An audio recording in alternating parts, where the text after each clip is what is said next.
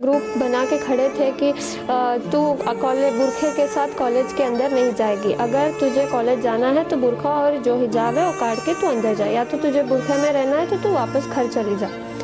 तो मैं अंदर आ गई। फिर मैंने सोचा कि मैं चुप चले जाऊंगी, लेकिन वहाँ इतने स्लोगन सुना रहे थे सब, बुरखा काट और जय श्री राम ऐसे कुछ बोल रहे थे। तो तब मैंने आवाज़ दुनिया में बेशर्मी जो सबूत ॾिनो आहे तव्हां पंहिंजो बेशर्मी जो सबूत ॾिनो आहे पूरी दुनिया में पंहिंजो ऐं शर्म कयो, हया कयो ऐं पंहिंजी नियाणियुनि वारा आहियो ऐं पंहिंजी नियाणियुनि खे जेको आहे त पोती पढ़ायो।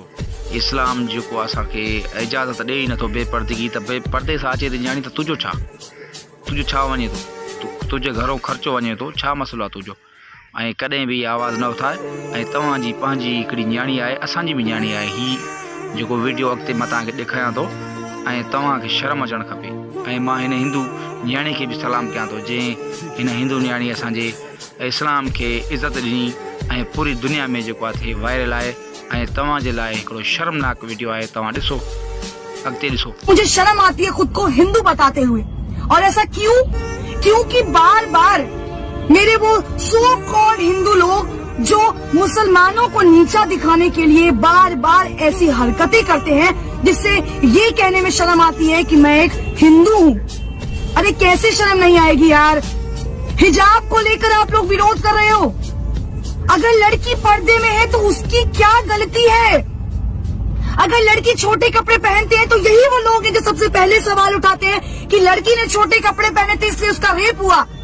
लड़की अगर ब्रा या पैंटी में चलती है तो उसका रेप हुआ। अगर लड़की हिजाब में चलती है तो आप लोगों को इस बात से क्यों तकलीफ है? क्यों तकलीफ है आखिर इस बात से? यार उन्हें सिखाया यही गया है, उनके धर्म में ये चीज अपनाई गई है। अगर उस लड़की को हिजाब पहनने से दिक्कत नहीं है तो ये हिंदूवादी खुद को बताने वाले, राम भक्त बोलने वाले, अरे तुम्हें किसने हक दिया है एक लड़की पर ये इस तरह से पूरी भीड़ इकट्ठा करके एक लड़की को डराने का? लड़की मैं भी हूँ और फक्र के साथ उस लड़की होने का प्राउड करती हूँ कि उस लड़की ने इतनी भीड़ में जो साहस और हिम्मत दिखाई है। सैल्यूट है उस लड़की को यार। तुम उस हर लड़की के लिए इंस्पिरेशन हो जो लड़की सामने आने से, बात करने से डरती है। अरे तुम खुद को राम भक्त बताते हो, शर्म आनी चाहिए तुम्हें। अरे काई के राम भक्त हो यार तुम। केवल रोड पर श्री राम के नारे लगाने से, हिंदू काटे जाने से, मुस्लिम काटे जाएंगे, राम राम चिल्लाएंगे जैसे नारे लगाने से तुम हिंदू और राम भक्त हो जाओगे? Seriously, are you kidding? No bro no, नहीं होने वाले आप राम भक्त। कौन सा तुमने भगवत गीता पढ़ा है जहाँ ये बोला गया है कि दूसरे धर्म की महिलाओं को, दूसरे धर्म को नीचा दिखाओ और खुद को ऊपर लेकर आओ? तुम्हारे माँ बाप ने तुम्हें शायद यही सिखाया होगा कि अपना धर्म अपना है और दूसरों का धर्म नीचा है। यही सिखाया ना तुम्हें? सवाल उस सरकार पर उठाती हूँ जो बार बार चुनाव से पहले हिंदू मुस्लिम करती है। अरे क्यों भाई? रोजगार के मुद्दे पर आके लड़ो ना चुनाव। क्यों तुम्हारा चुनाव से पहले ये हिजाब, ये हिंदू मुस्लिम, ये नारे तुम्हें तकलीफ देते हैं? क्यों देते हैं? अगर 100 की भीड़ में वो बंदा जय श्री राम के नारे लगा सकते हैं तो ये एक लड़की खड़े हो कि अल्लाह अकबर क्यों नहीं कर सकती है? क्या तुम्हें हक है कि सिर्फ तुम जय श्री राम के नारे लगाओगे? क्या मुसलमानों को हक नहीं है अल्लाह अकबर कहने का? तो कटवा के बना दो उन्हें हिंदू। तुम्हें इतनी प्रॉब्लम है उनके मुसलमान होने से तो बनवा दो उन्हें हिंदू, या उन्हें धक्के मारकर इस देश से निकाल दो। क्यों गाते हो सेक्युलरिज्म का नारा? क्यों लगाते हो सेक्युलरिज्म का नारा जब तुम्हारे देश में ही एक धर्म को नीचा दिखाया जाता हो बार बार? कहाँ है वो भाजपा के नेता? हमारे भाजपा के जो नेता हैं कर्नाटक के सीएम, क्यों चुप्पी साधे बैठे हैं? अब महिलाओं की सुरक्षा नहीं याद आई, अब महिलाएं नहीं याद आई, अब आपकी सरकार सबका साथ सबका विकास पर बात नहीं करेगी। किस बात का डर सता रहा है आपको? जवाब दीजिए ना। कहाँ है स्मृति ईरानी? कहाँ है मीनाक्षी लेखी? कहाँ है निर्मला सीतारमण जो राहुल गांधी पर एक सवाल खड़ा करने में पीछे नहीं हटती हैं? अपनी इज्जत अपनी और दूसरों की इज्जत नहीं है क्या? अरे बात कीजिए ना हिंदू मुस्लिम पर। क्यों नहीं आके सामने से हिंदू मुस्लिम करते हैं? क्यों हर बार चुनाव से पहले उन गुंडों को छोड़ देते हैं जो आपका काम करते हैं। इतना ही शौक है ना लड़ने का तो सामने आकर लड़िए ना, क्यों पीठ पीछे वार करते हैं? किस बात का खौफ है? भाजपा के अंधभक्त तो वैसे ही सीना ताने खड़े रहते हैं। महिलाएं सुरक्षित है।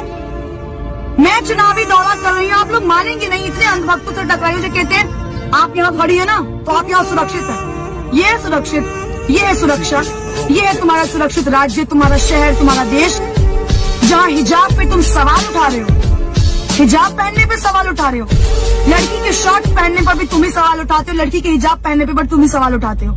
तुम्हें कौन हक दे रहा है यार?